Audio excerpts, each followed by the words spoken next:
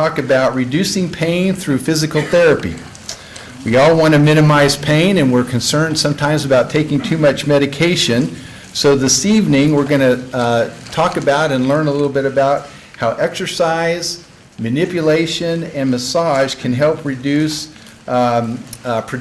natural pain-relieving attributes in our body, and it can stimulate the health and healing process. And to talk to us and speak to us tonight is Carissa Ward.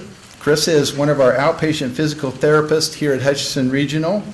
Carissa graduated from Southwest Baptist University in May with a doctorate in physical therapy. She also has a bachelor's degree in psychology from Southwest Baptist University, and she's been working here since June. She's been enjoying getting involved in the community, and I asked her, I said, what's something that's been a surprise to you since you've been in Hutchinson?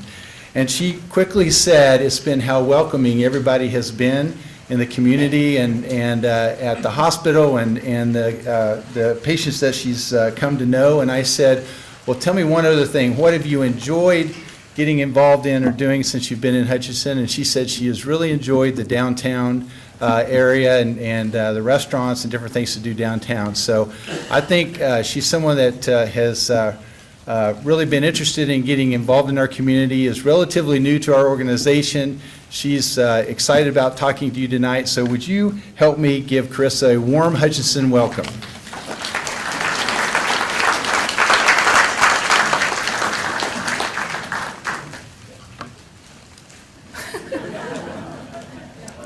He's a little taller than I am. That work for you? I think so. Can everybody hear me? Okay. All right. So let me get myself oriented up here. Good afternoon, good evening, everybody. Thank you, Ken, for introducing me. I'm Carissa Ward. I'm an outpatient physical therapist, just like Ken said. I'm going to kind of get myself warmed up. I've never spoken to a group this large before. So thank you for all smiling back at me. It's great. So to get warmed up, this is me in a nutshell. Like Ken said, I went to Southwest Baptist University after growing up in Olathe, Kansas. I ran cross country and track while I was there. Loved every minute of it. But then I went on and I got my doctorate in physical therapy.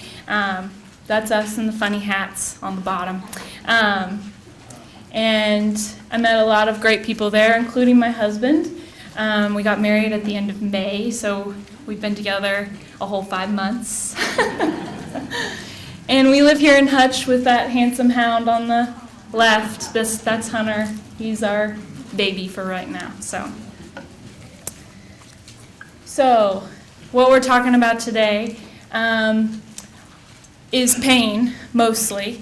But I wanted to start off with talking about what physical therapy actually is. And then we'll discuss what pain is, some of the common treatments, some of the common reasons for having pain. And then I'll go into how exercise and physical therapy actually work to help you reduce your pain.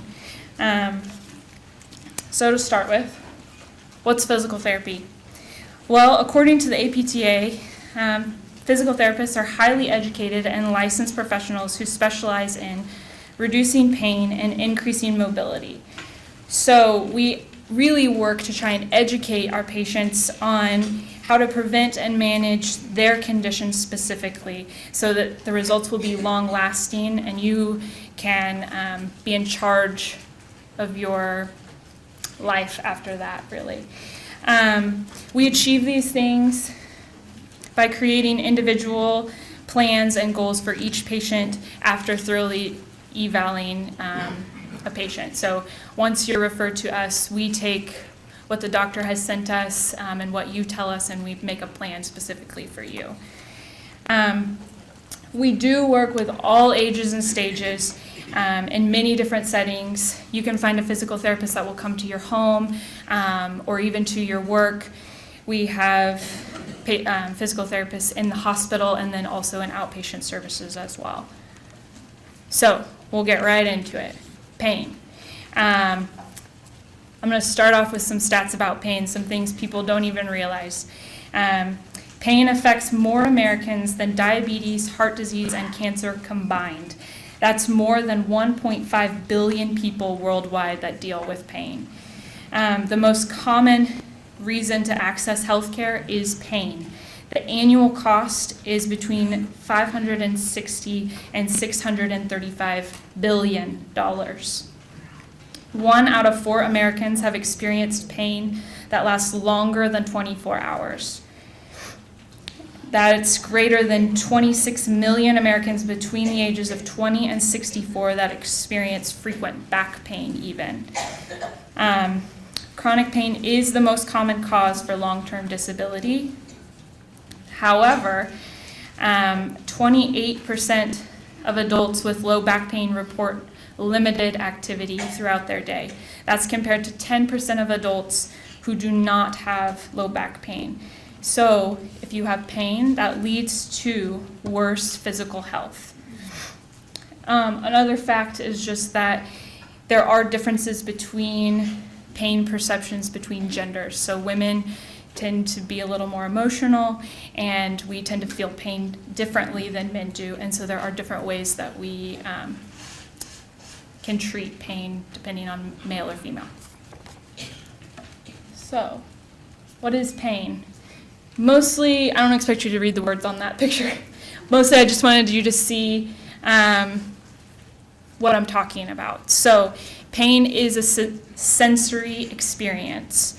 It starts with a noxious stimuli like heat or a sharp object or extreme cold. Right now, I'm talking specifically about skin, but the same types of thing can happen with joints, muscles, internal organs, and that kind of thing. So what happens is the nerves in your skin or your joints or other places in your body send a message to your brain that says something's not right, something needs to change. And your brain then thinks through all the things it can do. So it can remove your hand from the hot burner. It can pull the needle out of your skin. It can rub its hands together to become warmer. But that's all sort of in cahoots with what's going on around you. So if you're really, really cold, but you're also really hungry, you may not notice that your fingers are cold. If you have a big gaping wound on your arm, but you step on one of those burrs that are out now, you may not even notice you've stepped on that burr. So it kind of depends on what's going on as well. Your thoughts, feelings, and emotions will also play a role in that whole situation. So then once your brain decides what it's going to do, it then sends its reaction to those nerves in that area. So like I said before, you'll remove your hand from the hot burner, or you will stop the bleeding, or you won't even notice it. So beyond that, there's chronic pain. Chronic pain can come from one of those initial injuries. So you broke a bone, and yes, you did have an injury, but now it's healed, and you still feel pain in that area. There's lots of different reasons for that, and I won't go into all of that, but that does happen. Your brain also does strange things and decides to have pain even when there isn't an injury. And there's multiple reasons for that, including neurogenic pain, cancer pain, psychogenic pain, all of those kinds of things. I won't go into that. But chronic pain is a major effect, does have major effects on the older population. So, what do we do for pain? Well, we rest. We sit down, we catch our breath, we don't move because it hurts. We'll go into that later. Or we use modalities, which is a fancy word for using heat or ice. Other common ones are e-stim, which is the little patches you put on and they send tingly electrical pulses through you. The modalities are typically used to sort of confuse the brain, to say, oh, that's really cold, and then the muscles will relax. Other things happen in regards to that too, but That's usually what happens with modalities. We also use medications, over the counter and prescription, but most of the time those are used to decrease inflammation, but also to mask the pain so that your brain is no longer sending and receiving the signals about pain. And then there's physical activity, which is where I come in, to get you moving again. So the big differences between physical therapy and medication. Medications, specifically opioids in this slide, reduce the sensation of pain. However, they come with some pretty serious side effects, including depression, addiction, overdose, and even withdrawal symptoms when you finally come off of those drugs. Physical therapy, on the other hand, we treat pain with movement, and we help to maintain and improve one's mobility and quality of life while we're doing that. We are a prescription just like your medication would be. So you go to your doctor, discuss the symptoms that you're having, discuss that you'd like to try physical therapy, and then your doctor will, in some cases, actually write you a prescription to come and see us. And the CDC actually does recommend that opioids be combined with a non-opioid therapy, like physical therapy. So, exercise, the dreaded word exercise. Here's some stats about how good exercise actually is for you. Exercise can reduce the risk of death by 30% if you increase your movement throughout the day. Increasing movement means stand more, sit less. Take the stairs, not the elevator. Even fidget in your chair. Doing housework, for those of you who want to use this against your significant other, can decrease your risk of stroke and heart disease. Doing 7 hours of activity a week, that's just 1 hour a day, will decrease the risk of early death by any cause by 40%. Physical activity and exercise also help to control your weight, strengthen your bones, improve mental health, decrease risk of falls, and improve quality of life. So I've now used physical activity and exercise interchangeably. It's not exactly the truth. Exercise is typically when you're out to do that activity. So you specifically go to walk, you specifically go to lift weights, that kind of thing. Physical activity tends to be more if you park at the back of the parking lot and you walk in, you take the steps, not the elevator, that kind of thing. But I wanted to touch on, because this is what the CDC calls it, physical activity, not exercise. So specifically aerobic activity. Aerobic activity is anything that gets your heart rate up and it makes it a little bit harder for you to breathe. Strengthening is lifting weights, which could be your body weight. It could be, I have some examples up here that are resistance bands, those really great colorful rubber bands that have different strengths and stuff like that. As well as like lifting weights, which could be a soup can, which is about a pound. So it doesn't have to be going to the gym and grunting and lifting really heavy things. But strength does cause you to get stronger muscles, which will release the pressure off your joints, which reduces pain, specifically arthritic pain. But we also want you to round it out with your flexibility and balance. These are really helpful in reducing your joint stiffness and your risk of falls, which reduces pain. So my little table is moderate versus vigorous exercise. The CDC recommends moderate exercise, and that's anything that just gets your heart rate up a little bit, get your breathing a little bit harder, but you can still talk to whoever you're with. You guys can read mowing the lawn, going for a walk, sports like softball, that kind of thing. Then you have your vigorous activity. And that is anything that gets your heart rate really up and makes it so you really can't talk to whoever you're with. That would be running, swimming, jump roping, that kind of thing. So here's a little bit about exercise, in that not much has changed over the years. The human body still needs physical activity and exercise for its best use. Even Hippocrates said that eating alone will not keep a man well. He must also exercise. And 2,000 plus years later, we still know that to be true, and doctors know that exercise is the most effective therapy for certain conditions. And as far as the future goes, they're already planning to delve into exercise and its benefits on the human body, the tissues, the brain, and all that kind of thing that we don't know a ton about yet. So the CDC recommends 150 minutes for every adult. That's 15 years old to 95 years old, 150 minutes of aerobic activity. That's 30 minutes a day, 5 days a week.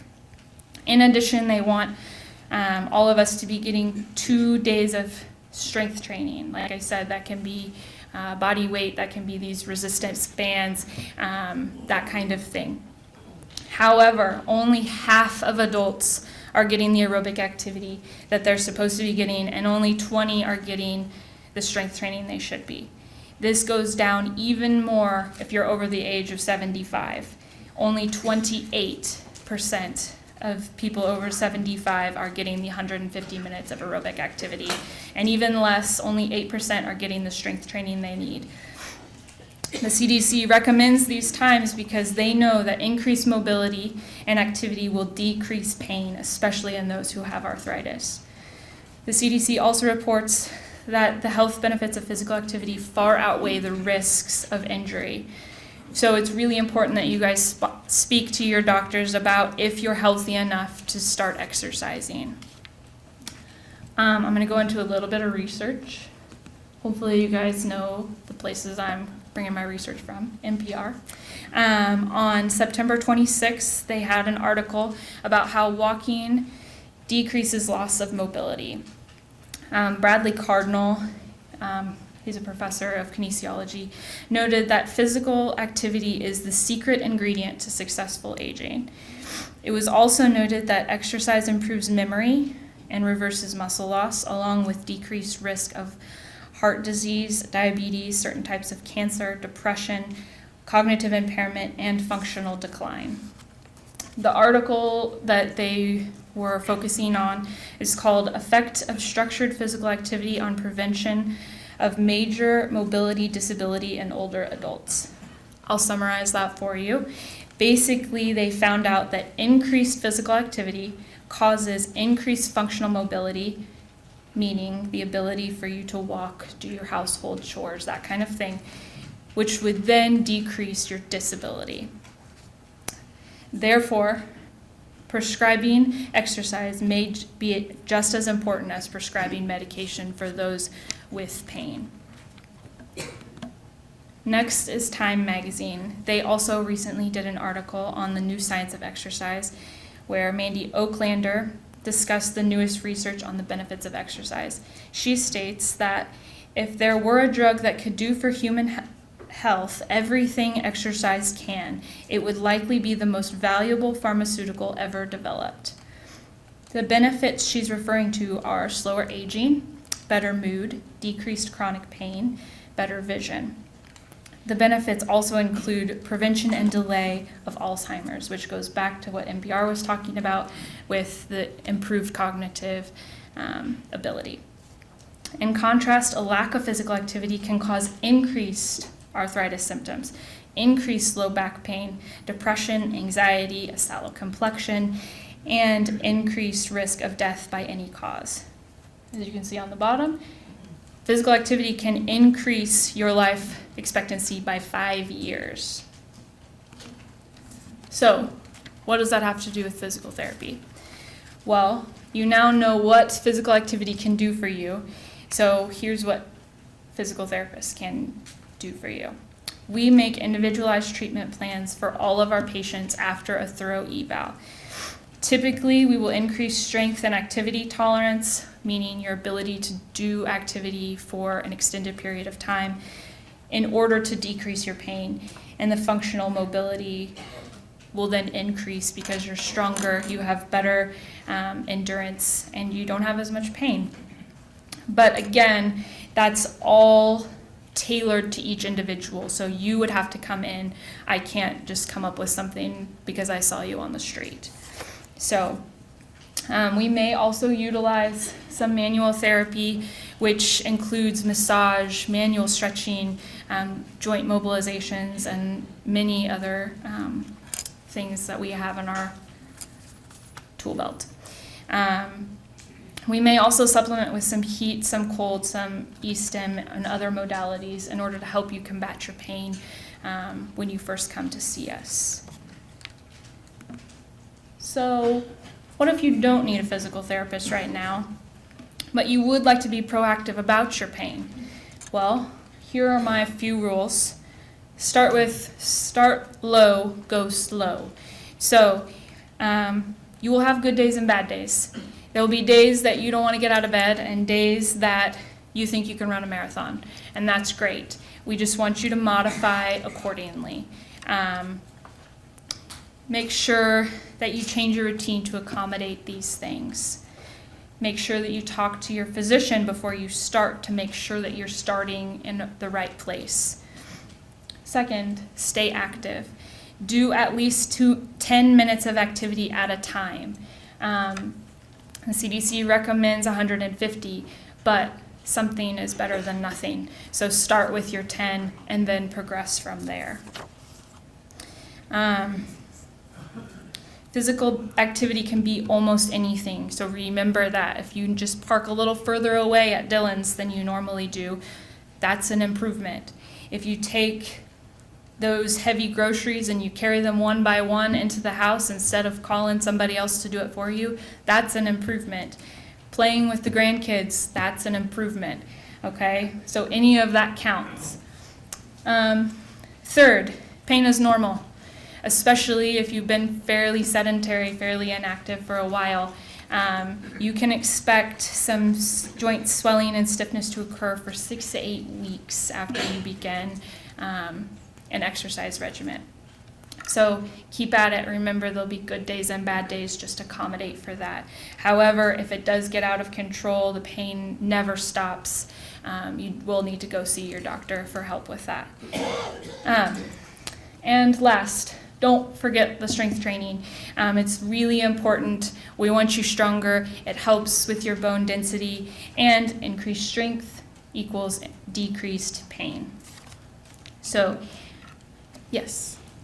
It says 150 minutes per day. Well, sorry. That was my fault. Okay. Per week, sorry. So, that would be a lot of activity, I'm sorry.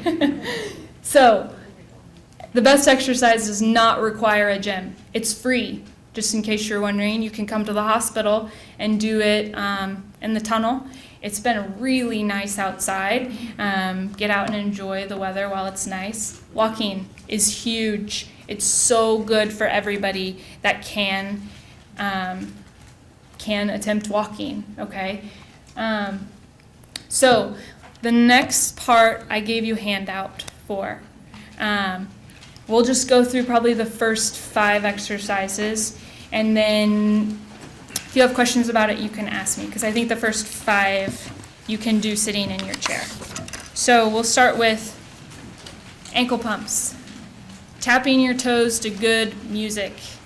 This is so good for everybody, and you can never overdo it. Okay? The next one is a hamstring stretch. On your handout, it should say make sure you're holding it for 30 seconds. A hamstring stretch in your chair, make sure you keep that knee really, really straight and reach down for your toes. It'll pull behind the knee. Sometimes it'll pull even down by the ankle. That's good. That means you're tight. Moving on to the next one is kicks. We sometimes call it long arc quads. That's just, don't kick the person in front of you, so be real careful, okay? That's just extending the knee out, straighten that knee and kick. This is really good for those front muscles of your thigh, and those muscles help you sit down and stand up and walk forward, okay? Seated marches. These are your bottom muscles and your front muscles. These are your marching in your chair, okay? It should be pretty simple. Like your handout says, do these about 10 times, okay? And chair press-ups. These, for those of you who do have armrests, you can try it. Those who don't, it may be a little bit harder. This is for your upper body.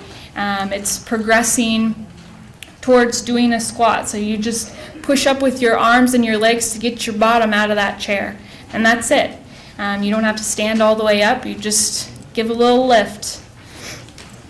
Okay? And I think that was the first 5.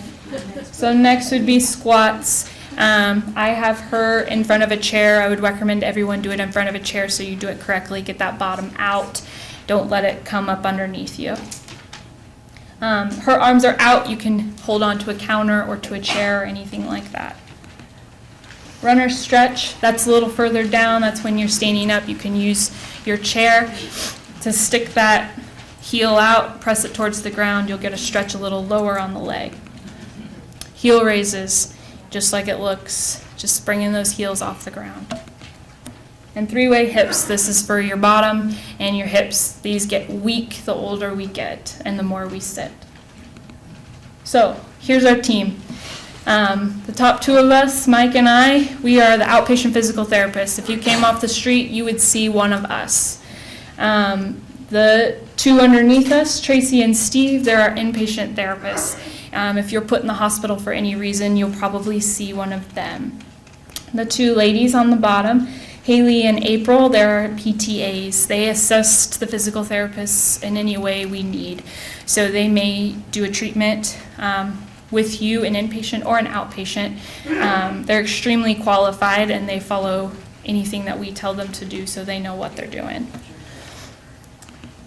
So when you come to Hutch Regional, we have 2 different settings, inpatient and outpatient. Our inpatient has multiple settings, including acute care, which is if you got sick or needed a surgery, you would come in to them. Inpatient rehab, they require 3 hours minimum of therapy a day, which is a lot. That can be PT, occupational therapy, and speech, but it just depends on the patient. Their main goal is to get you home. Skilled nursing unit is the same way. We want to get you home from skilled nursing, but the time limit is more on your ability than it is on a guideline of 3 hours. So that's a little bit different between that. Outpatient, you come to us after your surgeries, after when you're looking for pain relief, and when you're looking for improved mobility and balance after you've left the hospital or just in daily life. We usually see you a couple times a week. We send you home with exercises and make you do it on your own. Again, our goal is to improve your quality of life and independence at home. So if you need us, call your doctor, tell them you want physical therapy, get your prescription, and then call Miss Jo at the rehab services desk. That's her number up there, the 665-2104, and get yourself an appointment with us. Any questions for me? I know I zoomed through the last part. Yes? All right, I have a microphone here, so just flag me down and I can answer. The guy, yeah. This bone density is do you have to do something besides walking, or do you need lift weights or anything like that to improve your bone density? Lifting weights, strengthening is huge for that. That's one of the major ways. But getting up and walking is an easy way to start the process. Putting stress on your joints and your bones will begin the process of improving your bone density.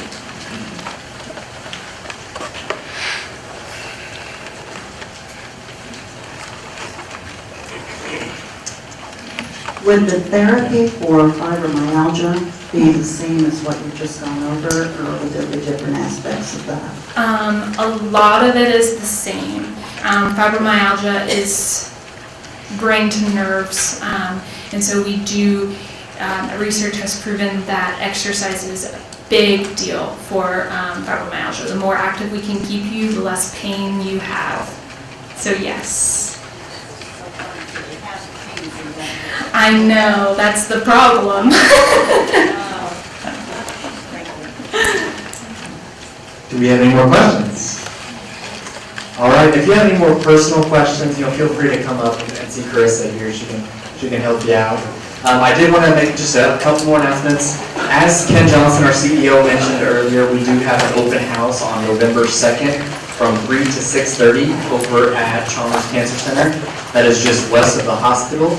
And we'll be introducing capabilities of the newly installed TrueBeam linear accelerator system. So it should be a good time. We'll have light refreshments, so feel free to check that out.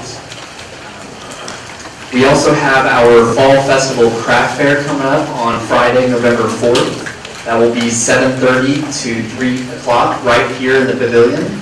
So again, feel free to stop by and check that out. We'll be going back to Tuesdays for first course starting next month.